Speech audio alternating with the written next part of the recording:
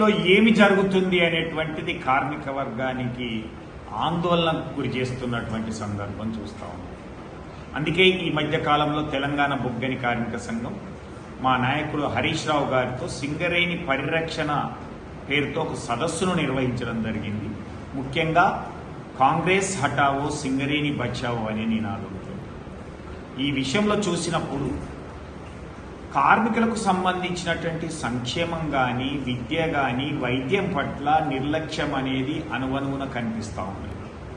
ఈరోజు cost cutting పేరు మీద కార్మికులకు సంబంధించినటువంటి విషయాలు మాత్రం కటింగ్ చేస్తూ ఉన్నది. కానీ కాంగ్రెస్ ప్రభుత్వానికి కానీ, కాంగ్రెస్ మంత్రులకు, ఎమ్మెల్యేలకు ఇచ్చేటువంటి అమౌంట్ దగ్గర ఎక్కడ కూడా కటింగ్ లేకపోగా పెంచుతున్నటువంటిది మనం చూస్తూ ఉన్నాం. ఈరోజు నిన్న జరిగినటువంటి నియామక పత్రాలకు వచ్చినటువంటి దాని మీద లక్షలాది రూపాయలు ఖర్చు చేస్తే అందులో ఏమైంది అనేది మనకు తెలుస్తూ ఉంది.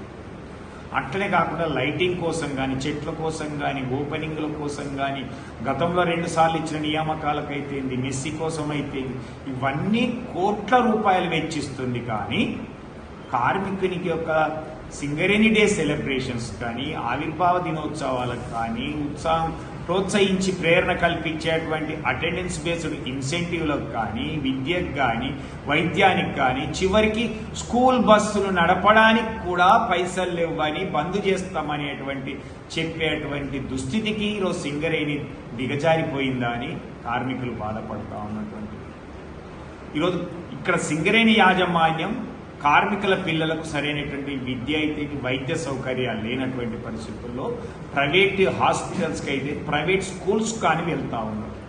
గత చాలా రోజుల క్రితం నుంచి ఎయిటింగ్ లైన్ నుంచి కానీ, సెంటనరీ కాల్ నుంచి గోదావరికంలో ఉన్నటువంటి సెంట్ క్లియర్ అయితేంది, కేవీ స్కూల్ అయితేంది, సచ్దేవ అయితేంది, ఇలాంటి స్కూల్స్కి బస్సు సౌకర్యాన్ని నామమాత్ర ఫీజుతో కల్పించినటువంటి యాజమాన్యం ఈ ఆగస్టులో, అక్టోబర్లో వాటి టైం అయిపోతుంది కాబట్టి నెక్స్ట్ వాటికి రినివల్ చెయ్యము. కాబట్టి స్కూల్ యాజమాన్యాలు, సింగరేణి యాజమాన్యం కార్మికులకు, పేరెంట్స్కు తెలియజేసి అది బస్సు రద్దు చేస్తామని చెప్పినటువంటి దాని మీద ఈరోజు ఏఐటీసీ, ఐఎన్టీసీలు ఏమాత్రం దాని మీద పోరాటం కానీ, దాన్ని రద్దు చేసేటువంటి కార్యక్రమం చేపట్టట్లేదు. కాబట్టి తెలంగాణ బొగ్గని కార్మిక సంఘం యాజమాన్యానికి వినతి పత్రంతో పాటుగా రేపు ఈరోజు పేరెంట్స్తో కూడా మాట్లాడి వాళ్ళ యొక్క సహకారంతో రాబోయే రోజుల్లో స్కూల్ బస్సులు పునరుద్ధరించడం కోసం పేరెంట్స్తో కలిసి ఉద్యమం చేసి తిరిగి వాటిని యథావిధిగా నడిపించడంతో పాటుగా ఇంకా సిబిఎస్ఈ